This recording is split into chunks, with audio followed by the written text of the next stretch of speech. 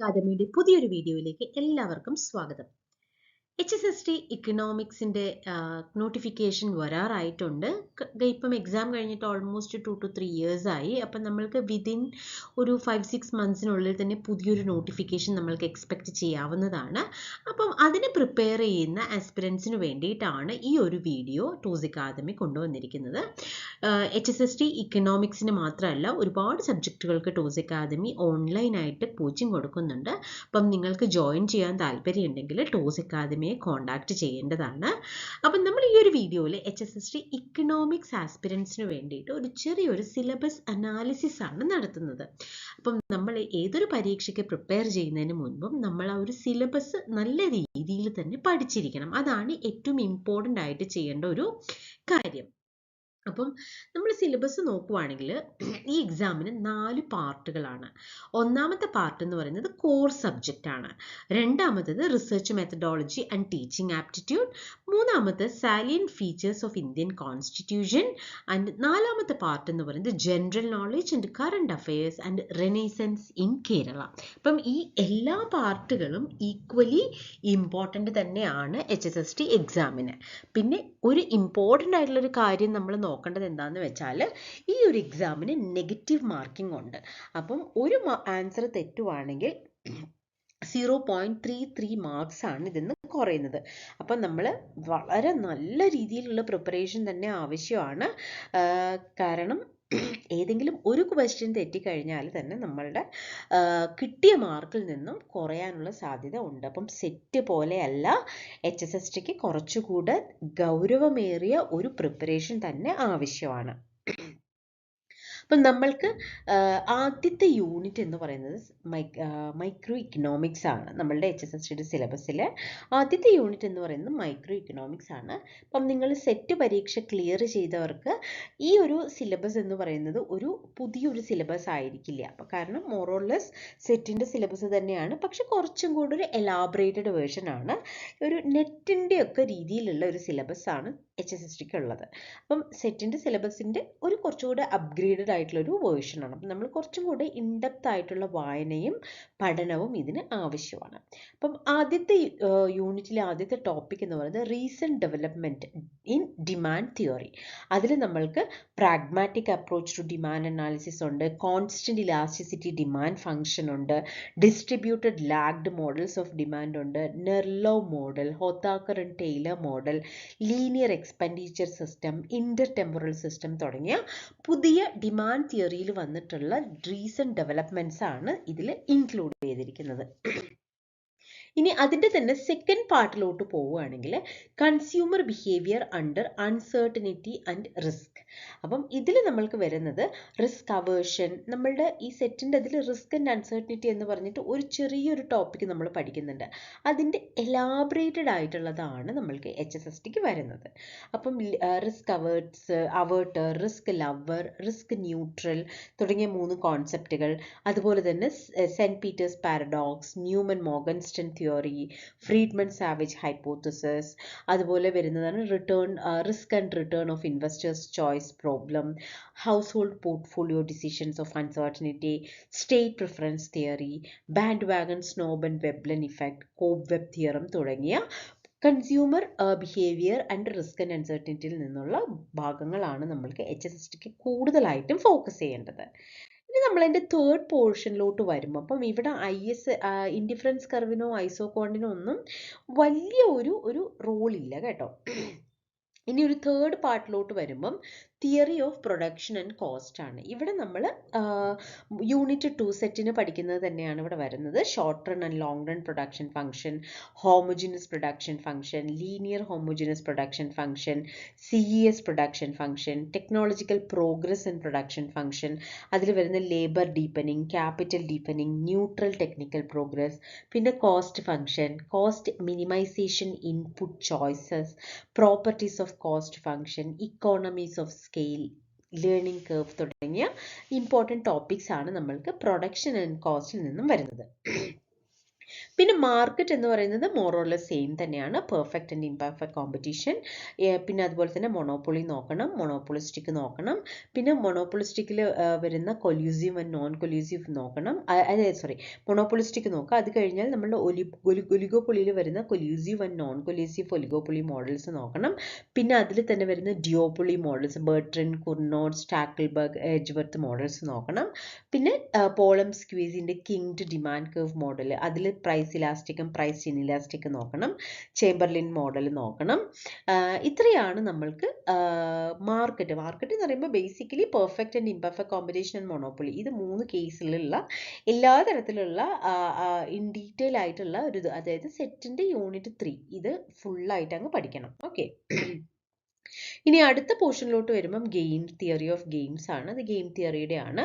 Zero sum game, non zero sum game, prisoner's dilemma, Nash equilibrium, അതുപോലെ തന്നെ ഇതിൻ്റെ application in economics, asymmetric information, market for lemons, principal agent problem, moral hazard issue, adverse selection, screening and market signalling, theory of ഡിസ്ട്രിബ്യൂഷനിൽ, അതുപോലെ തന്നെ theory of ഡിസ്ട്രിബ്യൂഷനിലോട്ട് വരുമ്പം general equilibrium, welfare economics തന്നെ welfare criteria of welfare economics ഉണ്ട്, Bentham criteria, theory of second best, Arrow's second best, അങ്ങനെയുള്ള കുറേ criteria ഉണ്ടല്ലോ, അത് പാരറ്റോ ഒപ്റ്റിമാലിറ്റി, ഇതെല്ലാം വളരെ ഇമ്പോർട്ടൻ്റ് ആണ്. അപ്പം തിയറി ഓഫ് ഗെയിംസും തിയറി ഓഫ് വെൽഫെയർ ഇക്കണോമിക്സ് തിയറിയും നമ്മൾ ഇമ്പോർട്ടൻ്റ് ആയിട്ട് നോക്കി വെക്കേണ്ട കാര്യങ്ങളാണ് കേട്ടോ. പിന്നെ നമ്മൾ അടുത്തത് വരുമ്പം തിയറി ഓഫ് ഡിസ്ട്രിബ്യൂഷൻ. ഇതിൽ നമ്മൾക്ക് new classical theory of distribution, അതിലാണ് വാല്യൂ ഓഫ് മാർജിൻ, VMP എന്ന് പറഞ്ഞ ഒരു മാർജിനൽ പ്രോഡക്റ്റിൻ്റെ തിയറി ഉണ്ട്. മാർജിൻ പ്രൊഡക്ടിവിറ്റി തിയറി ഉണ്ടല്ലോ, അത് വളരെ ഇമ്പോർട്ടൻ്റ് ആണ്. Product exhaustion theorem, Euler's theorem, adding up controversy, പിന്നെ ക്ലാർക്ക് വിക്സീഡ് മോഡൽ, അതുപോലെ തന്നെ Keynesian and non Keynesian theories of distribution, alternative distribution theories, Kaldor modified theories of Pasinetti, alternative widow's cruse model, പിന്നെ classical theory of distribution, Ricardo model, Marxian theory, modern theory of distribution, post Keynesian theory of distribution, degree of monopoly by Kalecki, theories of wages, theories of interest, theories of profit. Almost ഏകദേശം എല്ലാ theories connected to ഡിസ്ട്രിബ്യൂഷനും ഇതിൻ്റെ ഭാഗമാണ്. അപ്പം ഇത്രയും unit ആണ് നമ്മൾക്ക് micro economics എന്നുള്ളത്. ഇതിൽ നിന്ന് നമ്മൾക്ക് എക്സ്പെക്ട് ചെയ്യാവുന്നത് 10 മാർക്കിൻ്റെ ചോദ്യങ്ങളാണെന്നാണ് സിലബസിൽ പറയുന്നത്. ഓക്കെ. ഇനി ഇതിന് പ്രധാനമായിട്ട് നിങ്ങൾ ഡൊമിനിക് സാൽവിറ്റോറിൻ്റെ ടെക്സ്റ്റ്, കോഷ്യാനസിൻ്റെ text, Robert S Pindyck and Rubin ഫീൽഡിൻ്റെ ടെക്സ്റ്റ്, അതുപോലെ തന്നെ ഗ്രിഗറി മാൻകീവിൻ്റെ മൈക്രോ ഇക്കണോമിക്സും കൂടെ റെഫർ ചെയ്യാവുന്നതാണ്. ഓക്കെ. ഇനി നമ്മൾ യൂണിറ്റ് 4 വരുമ്പോൾ, മൊഡ്യൂൾ 4 വരുമ്പം current controversies in macro economics ആണ്. അപ്പം ഇതിന്നും ഒരു 10 മാർക്കാണ് നമ്മൾക്ക് എക്സ്പെക്ട് ചെയ്യാവുന്നത്.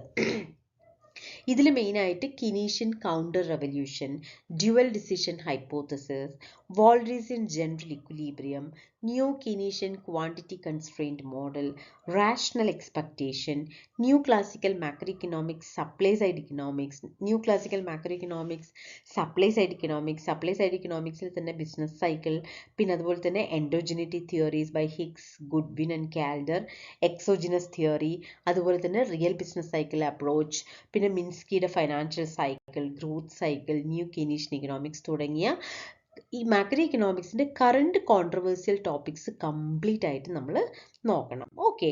അതുപോലെ തന്നെ അടുത്ത ആ സെയിം മൊഡ്യൂളിൽ അടുത്ത യൂണിറ്റ് എന്ന് പറയുന്നത് മാക്രോ ഇക്കണോമിക് പോളിസീസ് ആണ്. അതിൽ നമ്മൾക്ക് മെയിനായിട്ട് വരുന്ന ഇമ്പോർട്ടൻ്റ് ഒബ്ജക്റ്റീവ്സ്, അതായത് മറ്റേ ഇതിൽ മെയിനായിട്ട് നമ്മൾക്ക് ആ ഫിസിക്കൽ പോളിസി, മോണിറ്ററി പോളിസി നോക്കണം, ഒക്കൂൺസ് ലോ എന്താണെന്ന് നോക്കണം, പിന്നെ budget deficit, debt dynamics, Domar instability condition, Barro Ricardian equivalence theorem, അത് ഭയങ്കര ഇമ്പോർട്ടൻ്റ് ആണ്. അതുപോലെ തന്നെ പിന്നെ അതിൽ വരുന്നത് India and contemporary macro economic debates in India and world.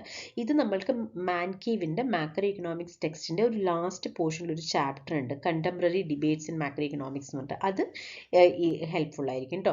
പിന്നെ അതുപോലെ ഇതിൽ തന്നെ കെനീഷ്യൻ ലിക്വിഡിറ്റി ട്രാപ്പ്, അത് കഴിഞ്ഞും അതിൻ്റെ തന്നെ ആ ഒരു ISLM കേർവിൽ നമ്മൾക്ക് ഒരു 3 കേസസ് പറയുന്നുണ്ട്, ലിക്വിഡിറ്റി ട്രാപ്പ്, ക്രൗഡിങ് ഔട്ട്. അത് ക്രൗഡിങ് ഔട്ട് ഒന്ന് നോക്കി വെക്കുക, അത് ഇമ്പോർട്ടൻ്റ് ആണ്. പിന്നെ അതുപോലെ തന്നെ ഇൻകം പോളിസി, സ്റ്റെബിലൈസേഷൻ പോളിസി, പിന്നെ ന്യൂ കേംബ്രിഡ്ജ് അപ്രോച്ച് തുടങ്ങിയ ഒട്ടനവധി യൂണിറ്റ്സ് നമ്മളൊന്ന് ഫോക്കസ് ചെയ്ത് പഠിക്കേണ്ടതുണ്ട്. ഓക്കെ. പിന്നെ demand for and supply of money theories. അതിൽ ക്ലാസിക്കൽ തിയറി നമ്മൾ നോക്കണം, അതായത് ഫിഷേഴ്സിൻ്റെ MV = PT എന്ന് പറയുന്നത്. അതുപോലെ തന്നെ കെയ്നീഷ്യൻ്റെ ആ 3 ഇതുണ്ടല്ലോ, അതായത് liquidity, transactionary motive, precautionary motive and speculative motive, അത് നോക്കണം. പോസ്റ്റ് കെയ്നീഷ്യൻ അപ്രോച്ചിൽ റിയൽ ബാലൻസ് ഇഫക്റ്റ് നോക്കണം. അതിൽ തന്നെ പിഗു, പാറ്റ്കിൻ, ബോമോൾ, ഫ്രീഡ്മൻ ആൻഡ് ടോബിൻ, ഇവരുടെ എല്ലാം ഐഡിയാസ് നോക്കണം. Arrow Debreu model, overlapping generation model of Samuelson, cash in advance model of Clower, monetarism and fiscalism, money supply in the open economy, പിന്നെ അതുപോലെ തന്നെ types of money, high powered money, then money multiplier, അത് ഭയങ്കര important ആണ്, control of money supply, behavioural model of money supply and endogenous model of money supply. ഈ money demand for and supply of money എന്ന് പറയുന്നത് വളരെ important ആയിട്ടുള്ള ഒരു ഇതാണ് കേട്ടോ. അപ്പം ഇത്രയും ഈ ഒരു 3-4 യൂണിറ്റുകളിൽ നിന്നായിട്ട് നമ്മൾക്കൊരു 10 ചോദ്യങ്ങളാണ് ഈ ഒരു 4th മൊഡ്യൂളിൽ നിന്ന് നമ്മൾക്ക് എക്സ്പെക്ട് ചെയ്യാവുന്നത്. അതിന് പ്രധാനമായിട്ട് ഗ്രിഗറി മാൻകീവിൻ്റെ ടെക്സ്റ്റ്, റിച്ചാർഡ് ടി ഫ്രോയിൻ്റെ ടെക്സ്റ്റ്, H. ലഹൂജയുടെ മാക്രോ ഇക്കണോമിക് തിയറി, ഈ 3 ടെക്സ്റ്റ് ഉണ്ടെങ്കിൽ തന്നെ നിങ്ങൾക്ക് ഓൾമോസ്റ്റ് ഈ ഒരു ഫുൾ യൂണിറ്റ്സ് നിങ്ങൾക്ക് കവർ ചെയ്യാനായിട്ട് സാധിക്കും. ഓക്കെ, ഇനി യൂണിറ്റ് 6 വരുമ്പം physical, financial and external sector issues. ഇതിന് പ്രധാനമായിട്ടും നമ്മൾക്ക് വായന, അതായത് കറണ്ട് ഇഷ്യൂസിൻ്റെ വായന നമ്മൾക്ക് വളരെ ഇമ്പോർട്ടൻ്റ് ആണ്. അപ്പോൾ ഇതിൽ തന്നെ നമ്മൾക്ക് ഇപ്പോൾ ഉള്ള ഫിസിക്കൽ ഡെഫിസിറ്റ്, അതിൻ്റെ trend and significance, physical policies, critical appreciation, centre state physical relationship, അതുപോലെ തന്നെ ഇപ്പം ഇത് സിലബസ് നമ്മൾക്ക് മുൻപ് വന്നതുകൊണ്ടാണ് 13th ഫൈനാൻസ് കമ്മീഷൻ കിടക്കുന്നത്. അപ്പോൾ നമ്മൾ റീസെൻ്റ് ആയിട്ടുള്ള ഫൈനാൻസ് കമ്മീഷൻ എന്താണെന്ന് നോക്കുക, അവരുടെ മേജർ റെക്കമെൻഡേഷൻസ്, അതുപോലെ തന്നെ റീസെൻ്റ് ആയിട്ടുള്ള ബഡ്ജറ്റ്, അത് നോക്കണം. പിന്നെ parallel economy, financial system, banking and insurance, capital market, ഇതെല്ലാം ആക്ച്വലി ഒരു തിയറട്ടിക്കൽ ബേസ് അല്ല ഇതിന് വേണ്ടത്, ഇതിനൊരു എംപെരിക്കൽ നോളജ് ആണ് വേണ്ടത്. അപ്പം നമ്മൾ കറണ്ട് ഇഷ്യൂസിൻ്റെ വായന വളരെ ഇമ്പോർട്ടൻ്റ് ആണ്. അത് ആക്ച്വലി ഇന്ത്യ ആൻഡ് വേൾഡ് ഇക്കോണമിയുടെ കുറിച്ചിട്ടുള്ളത് വേണം വായിക്കാനായിട്ട്. ഡെയിലി ന്യൂസ് പേപ്പേഴ്സ് വായിക്കുക, ഹിന്ദു, ഇന്ത്യൻ എക്സ്പ്രസ്സും വായിക്കുക, അതുപോലെ തന്നെ the economist, economic and political weekly തുടങ്ങിയ മാഗസിൻസും വായിക്കുക. അപ്പം അങ്ങനെയുള്ള മാഗസിൻസ് ഒക്കെ വായിക്കുവാണെങ്കിൽ നമ്മൾക്ക് ഇന്ത്യയുടെയും വേൾഡിൻ്റെയും ഒരു ഓവറോൾ ഔട്ട്ലുക്ക് കിട്ടാനായിട്ട് ഹെൽപ്ഫുൾ ആയിരിക്കും. ഓക്കെ, പിന്നെ ഇന്ത്യയുടെ planning, NITI Aayog, planning commission വന്ന വർഷം, അതിൻ്റെ ഓരോ പ്ലാനിങ്ങിൽ വന്നിട്ടുള്ള ഓരോരോ ആസ്പെക്റ്റ്, അതുപോലെ തന്നെ വെൽഫെയർ പ്രോഗ്രാംസ്, അതായത് കഴിഞ്ഞ 1-2 വർഷം, ഇപ്പം നമ്മളൊരു 2026 എക്സാം പ്രതീക്ഷിക്കുന്നതെങ്കിൽ ഒരു 2024, 25, 26 ഈ ഒരു വർഷങ്ങളിൽ വന്നിട്ടുള്ള എന്താ പറയുക, മെയിൻ വെൽഫെയർ പ്രോഗ്രാംസ്, അത് എപ്പോൾ വന്നു, എന്തിന് വന്നു, അതിൻ്റെ ഒബ്ജക്റ്റീവ് എന്താണ്, അത് വരാനുള്ള സിറ്റുവേഷൻ എന്തൊക്കെയായിരുന്നു തുടങ്ങിയ കാര്യങ്ങളൊക്കെ ഒന്ന് നോക്കണം. പിന്നെ നമ്മൾക്ക് മുൻപുള്ളത് ഇക്കണോമിക് റിഫോംസ് ഇൻ 1991, അതിൻ്റെ background, Washington consensus, industrial policy reforms, trade policy reforms, physical policy reforms, financial sector reforms, അതായത് ഇക്കണോമിക് റിഫോംസ് ഉണ്ടല്ലോ 1991, അതിലുള്ള ഏകദേശം എല്ലാ തരത്തിലുള്ള റിഫോംസിനെ കുറിച്ചിട്ട് നമ്മൾക്കൊരു നല്ല ഒരു ധാരണ തന്നെ വേണം. ഓക്കെ, അതുപോലെ തന്നെ പർച്ചേസിങ് പവർ പാരിറ്റി തിയറീസ്, അതെന്താണ്, പിന്നെ ഇപ്പം നമ്മളുടെ റീസെൻ്റ് ആയിട്ടുള്ള GST, ഇപ്പം നമ്മൾക്കൊരു പുതിയ GST 2.0 വന്നിട്ടുണ്ട്, അതിനെ കുറിച്ചിട്ടും എല്ലാ കാര്യങ്ങളും നോക്കണം. ഓക്കെ, പിന്നെ കേരളത്തിലോട്ട് വരുമ്പം നമ്മൾ കേരളത്തിൻ്റെ എല്ലാ കാര്യങ്ങളും ഇപ്പം ഏകദേശം സെറ്റിൻ്റെ ആ സിലബസ് തന്നെ ഇന്ത്യൻ ഇക്കോണമിയുടെയും കേരള ഇക്കോണമിയുടെയും കറണ്ട് ആയിട്ടുള്ള എല്ലാ കാര്യങ്ങളും നമ്മൾ നോക്കി വെക്കണം. ഇതിന് പ്രധാനമായിട്ടും നമ്മൾക്ക് വേണ്ടത് ഇക്കണോമിക് റിവ്യൂയുടെയും ഇക്കണോമിക് സർവേയുടെയും റീഡിംഗ് ആണ്. ഇത് രണ്ടും നല്ല രീതിയിൽ തന്നെ നോക്കുവാണെങ്കിൽ നമ്മൾക്ക് ഈ കേരളത്തിൻ്റെ പ്രധാനപ്പെട്ട കാര്യങ്ങളും ഇന്ത്യയുടെ പ്രധാനപ്പെട്ട കാര്യങ്ങളും നമ്മൾക്ക് പഠിക്കാനായിട്ട് സാധിക്കും. പിന്നെ അതുപോലെ തന്നെ വേൾഡ് ഇക്കോണമിയുടെ പഠിക്കാനും സാധിക്കും. ഇപ്പോൾ വേൾഡ് ബാങ്കിൻ്റെ, RBIയുടെ റിപ്പോർട്ട്സ് വളരെ ഇമ്പോർട്ടൻ്റ് ആണ്. അതൊക്കെ നോക്കുവാണെങ്കിൽ തന്നെ നമ്മൾക്ക് ഈസി ആയിട്ട് ഈ ഒരു യൂണിറ്റിൽ നിന്ന് നമ്മൾക്ക് എന്താ പറയുക, മാർക്ക് നേടാനായിട്ട് സാധിക്കും. ഓക്കെ, പിന്നെ ഉമാ കാബലിയുടെ ടെക്സ്റ്റ്, ബിമൽ ജലാൻ്റെ ടെക്സ്റ്റ്, പുലാപ്ര ബാലകൃഷ്ണൻ്റെ ടെക്സ്റ്റ്, അതുപോലെ IIM കോഴിക്കോടും നീതി ആയോഗിൻ്റെയും സ്റ്റേറ്റ് ഫൈനാൻസ് റിപ്പോർട്ട്സ് നോക്കുക, കേരള ഗവൺമെൻറ്റിൻ്റെ ഫൈനാൻസ് റിപ്പോർട്ട്സ് നോക്കുക. ഈ റിപ്പോർട്ടുകളിൽ ഇക്കണോമിക് റിവ്യൂ, അതുപോലെ തന്നെ ഗവൺമെൻറ് ഓഫ് ഇന്ത്യയുടെ ഇക്കണോമിക് സർവേ, ഇതൊക്കെ നോക്കുകയാണെങ്കിൽ തന്നെ നമ്മൾക്ക് നല്ല ഒരു ഗ്രിപ്പ് ഈ ഒരു യൂണിറ്റിൽ കിട്ടും. ഓക്കെ, ഇനി അടുത്തതെന്ന് പറയുന്നത് യൂണിറ്റ് 7, അതാണ് ക്വാണ്ടിറ്റേറ്റീവ് മെത്തേഡ്സ് എന്ന് പറയുന്നത്. അതിൻ്റെ ആദ്യത്തെ യൂണിറ്റ് ഭയങ്കര ഈസിയാണ്. Measures of central tendency, mean, median, mode, harmonic mean, geometric mean, weighted harmonic mean, weighted geometric mean, dispersion, range, quartile deviations, mean deviation, standard deviation, skewness and kurtosis, correlation, simple linear regression analysis, അതുപോലെ തന്നെ multiple linear regression analysis തുടങ്ങിയ കാര്യങ്ങളൊക്കെ നന്നായിട്ടൊന്ന് നോക്കണം. Okay, പിന്നെ linear algebra, അതുപോലെ different types of function, graph, ഇത് purely mathematical economics ആണ്. Constant, linear, quadratic, cubic, polynomial, exponential and logarithmic functions നോക്കുക. അതുപോലെ തന്നെ അതിൻ്റെ എല്ലാം ഇക്കണോമിക്സിലേക്കുള്ള ആപ്ലിക്കേഷൻ നോക്കണം. വെക്ടേഴ്സ് ആൻഡ് മെട്രിസസ് നോക്കണം. Determinant, solution of a system of equations, inverse method, Cramer's rule, matrix, characteristics and non characteristics equation and characteristics root and vectors. ഇത് purely mathematical economics ആണ്. അത് നല്ല രീതിയിൽ തന്നെ നമ്മളിപ്പം ഡിഗ്രിക്കും പി ജിക്കൊക്കെ നമ്മൾക്കൊരു മാത്തമാറ്റിക്കൽ ഇക്കണോമിക്സ് എന്ന് പറഞ്ഞൊരു ഇതുണ്ടാവില്ലേ, ആ ഒരു സിലബസ് തന്നെ നമ്മൾക്കിതിൽ, ആ ഒരു റെഫറൻസും എല്ലാം തന്നെ നമ്മൾക്കിതിൽ ഫോളോ ചെയ്യാം കേട്ടോ. പിന്നെ പ്രോബബിലിറ്റിയിലോട്ട് വരുമ്പം ഈസിയാണ്. പ്രോബബിലിറ്റി എന്താണ്, അതിൻ്റെ മെയിനായിട്ട് തിയറംസ് ഓഫ് പ്രോബബിലിറ്റി ഉണ്ടല്ലോ, അഡീഷൻ ആൻഡ് മൾട്ടിപ്ലിക്കേഷൻ തിയറം, അതൊന്ന് നോക്കി വെക്കുക. പിന്നെ ഡിഫറെൻറ്റ് കോൺസെപ്റ്റ്സ് ഇൻ പ്രോബബിലിറ്റി ഉണ്ടല്ലോ, ഇപ്പം sample, events, mutually exclusive, mutually exhaustive എന്നൊക്കെ പറഞ്ഞിട്ട് അതെല്ലാം നോക്കി വെക്കുക. Conditional probability, base theorem, random variable and probability distribution, mathematical expectation, probability distributions, discrete and continuous distribution, binomial, Poisson, multinomial, negative binomial, log normal, Pareto and normal distribution, properties and applications. ഇത്രയും കാര്യങ്ങൾ നമ്മൾക്ക് നമ്മളുടെ പ്രോബബിലിറ്റിയുടെ ഭാഗത്ത് purely വരുന്നത് സ്റ്റാറ്റിസ്റ്റിക്സിലാണ്. അത് നോക്കണം കേട്ടോ. പിന്നെ നമ്മൾ പോപ്പുലേഷൻ ആൻഡ് സാമ്പിൾ, അതിൽ സാമ്പിളിംഗ്, ഇത് റിസർച്ച് മെത്തഡോളജിയാണ്.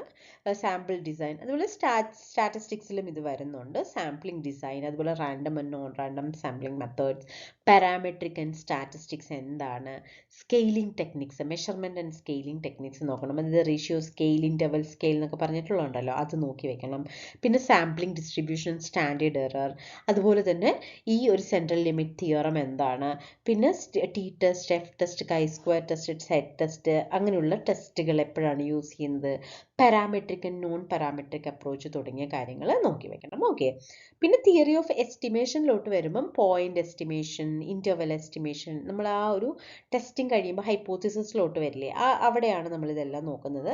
പിന്നെ നൾ ഹൈപ്പോത്തിസിസ്, ഓൾട്ടർനേറ്റീവ് ഹൈപ്പോത്തിസിസ്, അതുപോലെ തന്നെ type 1 error, type 2 error, critical region, level of significance, power of test, അതുപോലെ തന്നെ testing hypothesis, chi square, test of, അതായത് test of goodness of fit ഉണ്ടല്ലോ അത്, test of independence, test of significance, ഇങ്ങനെ കുറേ കുഞ്ഞു കുഞ്ഞു കുഞ്ഞു കോൺസെപ്റ്റ്സ് ഉണ്ട് നമ്മളുടെ ഈ ഒരു ഹൈപ്പോത്തിസിസ് ടെസ്റ്റിങ്ങിൻ്റെ ഭാഗത്ത്. അത് ഭയങ്കര ഇമ്പോർട്ടൻ്റ് ആണ്. അതുപോലെ തന്നെ F test and ANOVA, 1 way and 2 way classification തുടങ്ങിയ കാര്യങ്ങളൊക്കെ നമ്മൾ നോക്കണം. ഓക്കെ, പിന്നെ അനാലിസിസ് ഓഫ് വേരിയൻസിൻ്റെ കുറച്ചും കൂടി ഇൻ ഡീറ്റെയിൽ ആയിട്ട് meaning, assumptions, 1 way 2 way and its application, allocation model, അതുപോലെ തന്നെ linear programming, LPP, linear programming problem, formulation, solution, അത് LPP using graphic and simplex method, big method for solving LPP involving surplus variables, duality in LPP and its property and its interpretation, അതുപോലെ തന്നെ shadow prices തുടങ്ങിയ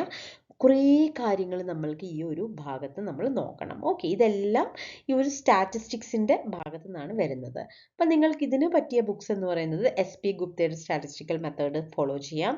mathematical economics നോക്കാനായിട്ട് Alpha C Chiang and Kevin Van വെയിൻബ്രൈറ്റിൻ്റെ, അത് ഭയങ്കര popular ആയിട്ടുള്ളൊരു ബുക്കാണ്. അത് നമ്മൾ PGക്കൊക്കെ റെഫർ ചെയ്യുന്ന ഒരു ടെക്സ്റ്റാണ്. പിന്നെ അതുപോലെ തന്നെ fundamentals of mathematical statistics, SC Gupta and VK കപൂറിൻ്റെ ടെക്സ്റ്റും നിങ്ങൾക്ക് ഈ ഒരു യൂണിറ്റിന് വേണ്ടിയിട്ട് നിങ്ങൾ ഫോളോ ചെയ്യാവുന്നതാണ്. Okay, thank you. Hi all, welcome to Toss Academy. Economics സബ്ജക്റ്റിൽ ബിരുദാനന്തര ബിരുദവും BEd ക്വാളിഫിക്കേഷനുമുള്ള ഉദ്യോഗാർത്ഥികൾക്ക് ലഭിക്കാവുന്ന ഏറ്റവും മികച്ചൊരു കരിയർ ഓപ്പർച്യൂണിറ്റിയാണ് higher secondary school teacher in economics. So upcoming മന്ത്സിൽ എക്സാം എക്സ്പെക്ട് ചെയ്യുന്ന HSST എക്കണോമിക്സിന്റെ ഡീറ്റെയിൽഡ് സിലബസ് അനാലിസിസ് ആണ് ഇന്നത്തെ സെക്ഷനിൽ നമ്മൾ ഡിസ്കസ് ചെയ്യുന്നത്. HSST എക്കണോമിക്സിന്റെ സിലബസിനെ നമുക്ക് 4 പാർട്സ് ആയിട്ട് ഡിവൈഡ് ചെയ്യാം. ഫസ്റ്റ് പാർട്ടിൽ വരുന്നത് സബ്ജക്ട് പേപ്പർ ആണ്. സോ എക്കണോമിക്സിന്റെ കോർ പേപ്പേഴ്സ് ആയിട്ടുള്ള micro economics, macro economics, Indian economy പോലത്തെ 7 മൊഡ്യൂൾസ് ആണ് പാർട്ട് 1 വരുന്നത്. And part 2 research methodology or teaching ആപ്റ്റിറ്റ്യൂഡും, part 3 salient features of Indian കോൺസ്റ്റിറ്റ്യൂഷനും, പാർട്ട് 4 റിനൈസൻസ് ഇൻ കേരള എന്നുള്ള ടോപ്പിക്സ് ആണ് വരുന്നത്. സോ ഇതിൽ പാർട്ട് 1ന്റെ വെയിറ്റേജ് 70 മാർക്സും ബാക്കി വരുന്ന 3 പാർട്സിന്റെയും 30 മാർക്സും ആണ് വെയിറ്റേജ് വരുന്നത്. സോ ഈ ഒരു പാർട്ട് 1ൽ ടോട്ടൽ 7 മൊഡ്യൂൾസ് കവർ ചെയ്യുന്നുണ്ട്. ആ 7 മൊഡ്യൂൾസിൽ മാക്രോ എക്കണോമിക്സിന്റെ ഡീറ്റെയിൽഡ് സിലബസ് അനാലിസിസ് ആണ് നമ്മൾ നോക്കാൻ പോകുന്നത്. സോ മാക്രോ എക്കണോമിക്സിന്റെ എൻറ്റയർ സിലബസ് ഇതാണ്. സോ നമുക്ക് ഈ സിലബസിനെ ഫോർ സിംപ്ലിഫിക്കേഷൻ നമുക്ക് 8 കാറ്റഗറീസ് ആയിട്ട് ക്ലാസിഫൈ ചെയ്യാം. സോ നമുക്ക് ഫസ്റ്റ് കാറ്റഗറി ആയിട്ട് പറയാൻ പറ്റുന്നത് consumption and investment theories, then theories of demand for money and supply of money, and macro economics in open economy, ISLM closed and open economy model, classical Keynesian post Keynesian approaches in macro economics, then theories of inflation. So ഇങ്ങനെ 8 parts ആയിട്ട് നമുക്ക് macro എക്കണോമിക്സിന്റെ സിലബസിനെ divide ചെയ്യാം. So നമുക്ക് first 2 parts നോക്കാം. Consumption and investment തിയറീസും അതുപോലെ തന്നെ theories of demand for money and supply of money. So consumption and investment തിയറീസിനകത്ത് വരുന്നത് aggregate demand and consumption function, Keynes psychological law, absolute and relative income hypothesis, Kuznets consumption puzzle, Fisher's intertemporal choice model, permanent income hypothesis, life cycle hypothesis തുടങ്ങിയവയാണ് consumption ഫംഗ്ഷനകത്ത് വരുന്നത്. Then investment ഫംഗ്ഷനിൽ investment function, MEC and MEI, new classical theory of investment, Tobin's q ratio, Modigliani Miller theory and classical Miller theory, ഇത്രയുമാണ് investment തിയറീസിനകത്ത് വരുന്നത്. Then theories of demand for and supply of money. So theories of demand for and supply of മണിക്കകത്ത് വരുന്നത് classical approach to demand for money, quantity theory, Fisher's equation, Cambridge quantity theory, Keynes liquidity preference approach, post Keynesian approaches to demand for money, Friedman's restatement of quantity theory of money, approaches of Baumol and Tobin, supply of money, money multiplier process, behavior and endogenous money supply model, then Fisher effect. So ഇത്രയാണ് demand for and supply of മണിക്കകത്ത് നമ്മൾ പഠിക്കേണ്ടതായിട്ടുള്ളത്. Then അടുത്ത ഒരു area ആയിട്ട് വരുന്നത് macro economics in open economy, then ISLM closed and open economy മോഡലാണ്. So macro economics in open എക്കോണമിക്കകത്ത് വരുന്ന അണ്ടറിൽ വരുന്ന topics ISLM analysis in and open economy, foreign exchange market, determination of exchange rates, fixed versus flexible, pegging of the currency, balance of payment or accounts, disequilibrium in BOP, depreciation, appreciation, devaluation പോലത്തെ concepts, then J-curve effect, BOP in Keynesian analysis, exchange rates, money and capital flows in an open economy, Mundell Fleming, Keynesian model, monetary elasticity approach to BOP. So ഇത്രയാണ് macro economics in open economy എന്ന ടോപ്പിക്കിന്റെ അണ്ടറിൽ വരുന്നത്.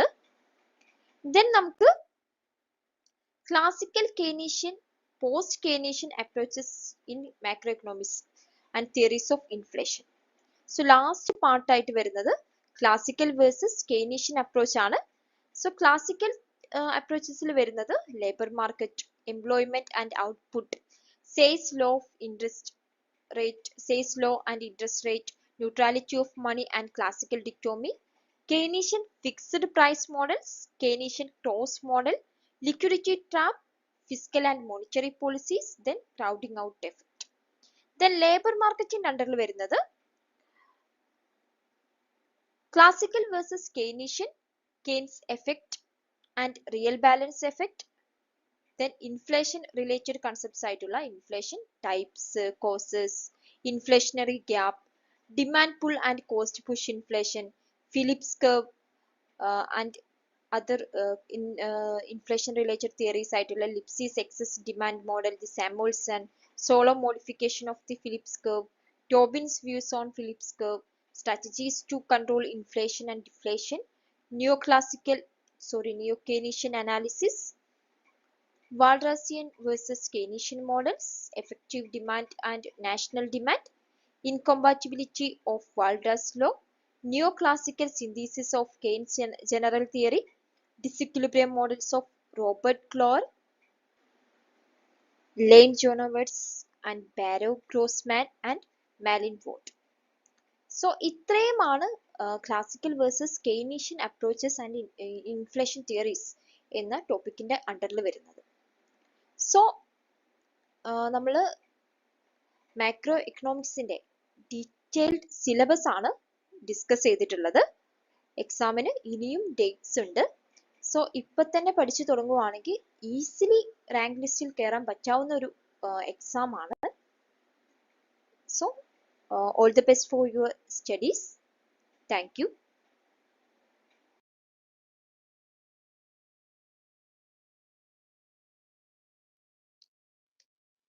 HSST economics സിലബസിലെ module 2 ആയിട്ട് നമുക്ക് വരുന്നത് general equilibrium ആണ്. 10 മാർക്കാണ് മൊഡ്യൂൾ 2ന്റെ വെയിറ്റേജ്. സോ നമ്മൾ മൊഡ്യൂൾ 2 പഠിക്കാൻ വേണ്ടി നമ്മൾ എടുക്കുമ്പോൾ നമുക്ക് മൊഡ്യൂൾ 2നെ ഒന്ന് സിംപ്ലിഫൈ ചെയ്യാനായിട്ട് 3 പാർട്സ് ആയിട്ട് നമുക്ക് ക്ലാസിഫൈ ചെയ്യാൻ പറ്റുന്നതാണ്. First one interdependence in the economy, then welfare economics, and last one is marginalist controversy and managerial and behavior theories. Okay, so first പാർട്ടിനകത്ത് വരുന്നത് interdependence in the economy ആണ്. Basically എക്കോണമിയിലെ ഇന്റർഡിപെൻഡൻസിനെ കുറിച്ച് പറയുന്ന theories, അതായത് general equilibrium theories ആണ് നമുക്ക് ഈ ഒരു first പാർട്ടിനകത്ത് പഠിക്കാൻ വരുന്നത്. ഓക്കെ, സോ ഫസ്റ്റ് പാർട്ടിൽ വരുന്നത് partial and general equilibrium, that is Walrasian general equilibrium model, then two factor, two commodity and two consumer general equilibrium model, പിന്നെ existence, uniqueness and stability of general equilibrium, then Brouwer's fixed point theorem. So ഇത്രയും theories ആണ് നമുക്ക് first ടോപ്പിക്കിൽ, അതായത് interdependence in the എക്കോണമിയുടെ അണ്ടറിൽ നമുക്ക് പഠിക്കാൻ വരുന്നത്. ഓക്കെ, ദെൻ വെൽഫെയർ എക്കണോമിക്സ് ആണ് അടുത്തൊരു പാർട്ടായിട്ട് വരുന്നത്.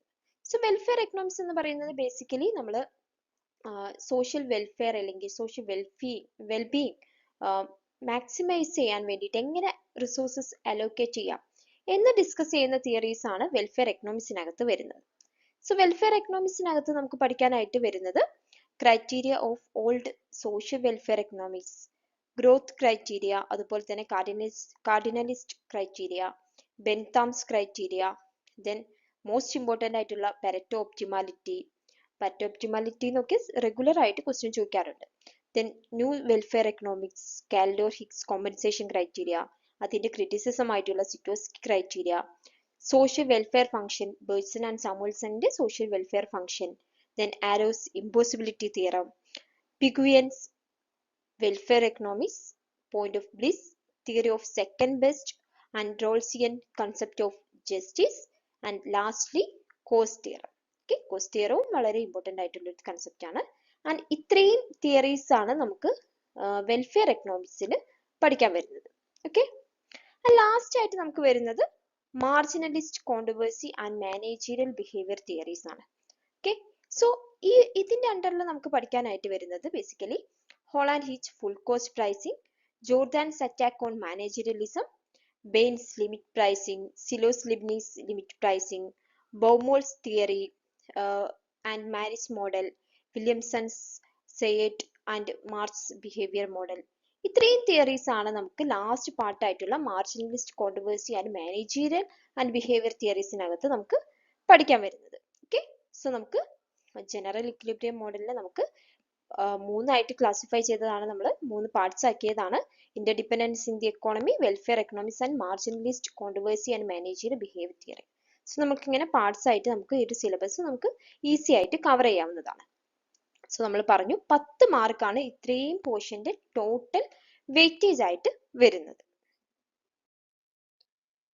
സോ നമുക്ക് ജനറൽ ഇക്വിലിബ്രിയം മോഡലിൽ അവൈലബിൾ ആയിട്ടുള്ള റെഫറൻസ് ടെക്സ്റ്റ് ബുക്കുകൾ എന്ന് പറയുന്നത് ഡൊമിനിക് സാൽവറ്റോറിന്റെ principles of micro economics 5th എഡിഷനും അതുപോലെ തന്നെ കൗഷ്യാനിസിന്റെ modern micro economics, then Robert Y ഓടെ micro economics theory and applications, then Watson ജെസ്സിന്റെ price theory and its uses 5th edition, and G.S. Madala and Ellen Miller's Microeconomics Theory and Applications.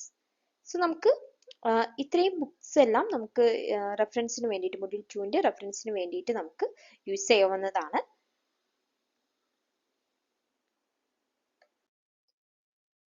So നമുക്ക് 5th module ആയിട്ട് വരുന്നത് Indian എക്കോണമിയാണ്. മറ്റു modules പോലെ തന്നെ Indian എക്കോണമിക്കും 10 marks ആണ് total weightage വരുന്നത്. So നമുക്കറിയാം നമ്മൾ ഇന്ത്യൻ എക്കോണമിയെ നമുക്ക് 3 സെക്ടേഴ്സ് ആയിട്ട് നമുക്ക് മെജർലി ക്ലാസിഫൈ ചെയ്യാവുന്നതാണ്. Agriculture sector, industrial sector and tertiary അല്ലെങ്കിൽ സർവീസ് സെക്ടർ. ഓക്കെ, സോ ഈ ഒരു 3 സെക്ടേഴ്സിന്റെയും റിലേറ്റഡ് ആയിട്ടുള്ള കാര്യങ്ങളാണ് നമ്മൾ ബേസിക്കലി ഇന്ത്യൻ എക്കോണമിയിൽ പഠിക്കുന്നത്. സോ ഇവിടെയും നമുക്ക് ടോപ്പിക്സ്, നമുക്ക് സിലബസ് നോക്കുമ്പോൾ നമുക്ക് സിലബസിനെ ഈ ഒരു 3 പാർട്സ് ആയിട്ട് നമുക്ക് ലോജിക്കലി ക്ലാസിഫൈ ചെയ്യാവുന്നതാണ്. സോ ഫസ്റ്റ് ഭാഗത്ത് അഗ്രികൾച്ചർ സെക്ടർ റിലേറ്റഡ് ആയിട്ടുള്ള ടോപ്പിക്സ് ആണ് നമുക്ക് പഠിക്കാനായിട്ട് വരുന്നത്. സോ നമുക്ക് ഫസ്റ്റ് ഭാഗത്ത് വരുന്നത് അഗ്രികൾച്ചർ റിലേറ്റഡ് ടോപ്പിക്സ് ആയിട്ട് വരുന്നത് performance since independence across crops and zones, then institutional structure, land reforms, farm size and productivity, agriculture inputs, technological change in agriculture, subsistence of agriculture growth, green revolution, agriculture finance, credit, role of cooperatives, agriculture marketing, pricing, then WTO impact on agriculture, agrarian crisis, food security, new agriculture policy. So ഇത്രയുമാണ് നമുക്ക് agriculture sector related ആയിട്ട് നമുക്ക് പഠിക്കാനായിട്ട് വരുന്നത്. Then നമുക്ക് വരുന്നത് industrial sector related topics ആണ്. So അതിനകത്ത് നമുക്ക് പഠിക്കാനായിട്ട് ബേസിക്കലി വരുന്നത് growth and pattern of industrial development, industrial stagnation, old and new debates, trends in industrial productivity, industrial financing, industrial policies, privatisation and disinvestment, cottage and small scale, then globalization and technology transfer, SES അഥവാ special economic zones, then ICT based industrial development strategies. ഇത്രയുമാണ് നമുക്ക് industrial sector related ആയിട്ട് പഠിക്കാൻ വരുന്നത്. Okay, then നമുക്ക് last നമ്മൾ പറയുന്നത് service sector അല്ലെങ്കിൽ ടേഴ്സറി സെക്ടർ റിലേറ്റഡ് ആയിട്ടുള്ള കാര്യങ്ങളാണ്. സോ അതിനകത്ത് വരുന്നത് sources of service sector growth, infrastructure, physical and social, status and policies, transport, energy, telecommunication technology, information technology, research and development, health and education. ഇങ്ങനെ service സെക്ടറിന്റെ various sub sectors. Okay, so ഇത്രയാണ് നമുക്ക് service sector related ആയിട്ട് നമുക്ക് പഠിക്കാനുള്ളത്. Okay, so നമ്മൾ Indian economy നോക്കുകയാണെങ്കിൽ Indian എക്കോണമിയിൽ നമുക്ക് ഒരുപാട് കറന്റ് അഫയേഴ്സിൽ നിന്നും നമുക്ക് ക്വസ്റ്റ്യൻസ് എക്സ്പെക്ട് ചെയ്യാവുന്ന ഒരു മൊഡ്യൂളാണ്. അതുകൊണ്ട് തന്നെ നമുക്കൊരു ഇൻഡെപ്ത് റീഡിംഗ് ആവശ്യമായിട്ടുള്ളൊരു മൊഡ്യൂൾ കൂടിയാണ് ഇന്ത്യൻ എക്കോണമി. സോ ഇന്ത്യൻ എക്കോണമിയുടെ റെഫറൻസ് ടെക്സ്റ്റ് ബുക്കുകളെ കുറിച്ച് നമ്മൾ പറയുമ്പോൾ നമുക്കറിയാം ഇന്ത്യൻ എക്കോണമി എന്ന് പറയുന്നത് കുറച്ചൊരു വാസ്റ്റ് ആയിട്ടുള്ള ഒരു മൊഡ്യൂളാണ്. അതുപോലെ തന്നെ നമുക്ക് കുറച്ച് ഫർദർ റീഡിങ്സിലേക്ക് പോവേണ്ടി വരുന്ന ഒരു മൊഡ്യൂൾ കൂടിയാണ് ഇന്ത്യൻ എക്കോണമി. കറന്റ് അഫയേഴ്സിൽ നിന്നും അതുപോലെ തന്നെ റീസെന്റ് ഡാറ്റാസിൽ നിന്നും നമുക്ക് ഇന്ത്യൻ എക്കോണമിയിൽ ക്വസ്റ്റ്യൻസ് എക്സ്പെക്ട് ചെയ്യാവുന്നതാണ്. സോ നമുക്ക് ഇന്ത്യൻ എക്കോണമിയിൽ നമുക്ക് റിലേ ചെയ്യാവുന്ന കുറച്ച് ടെക്സ്റ്റ് ബുക്സ് ഇവിടെ കൊടുത്തിട്ടുണ്ട്. ഫസ്റ്റ് വൺ ഉമാ കാപ്പിലയുടെ Indian economy since independence, then K R. ഗുപ്തയുടെ Indian economy, then B A. Prakash and Jerry ആൽവിന്റെ കേരളാസ് എക്കണോമിക് ഡെവലപ്മെന്റ്. ഇത് നമുക്ക് റീസെന്റ് ഡാറ്റാസിൽ നിന്നും ക്വസ്റ്റ്യൻസ് എക്സ്പെക്ട് ചെയ്യാവുന്നതാണ്. സോ റീസെന്റ് ഡാറ്റാസ് അതുപോലെ തന്നെ കറന്റ് അഫയേഴ്സിൽ നമുക്ക് റിലേ ചെയ്യാവുന്ന കുറച്ച് സോഴ്സസ് എന്ന് പറയുന്നത് RBI's ആനുവൽ റിപ്പോർട്ട്സ്, അതുപോലെ തന്നെ മിനിസ്റ്റർ ഓഫ് ഫൈനാൻസിന്റെ എക്കണോമിക് സർവേ നമുക്ക് ഒരുപാട് നമ്മളെ ഹെൽപ്പ് ചെയ്യുന്ന ഒരു പബ്ലിക്കേഷൻ ആണ് മിനിസ്റ്റർ ഓഫ് ഫൈനാൻസിന്റെ എക്കണോമിക് സർവേ. അതുപോലെ തന്നെ നമുക്ക് പ്രതിയോഗിത ദർപ്പൺ നമുക്ക് ഡിപ്പെൻഡ് ചെയ്യാവുന്ന ഒരു സോഴ്സ് ആണ് പ്രതിയോഗിത ദർപ്പൺ നിന്ന് നമുക്ക് ഒരുപാട് നമുക്ക് ഇന്ത്യൻ എക്കോണമിയെ നമ്മൾ ഒരുപാട് ഹെൽപ്പ് ചെയ്യാവുന്ന ഒരു റിലീസ് കൂടിയാണ് പ്രതിയോഗിത ദർപ്പൺ. ഓക്കെ, സോ നമുക്ക് ഇത്രയും ബുക്സ് ആണ് നമുക്ക് ഇന്ത്യൻ എക്കോണമിയിൽ നമ്മളുടെ സ്റ്റഡിയിൽ നമ്മളെ ഹെൽപ്പ് ചെയ്യാവുന്ന കുറച്ച് റെഫറൻസ് ബുക്സ് ആയിട്ട് പറയാവുന്നത്.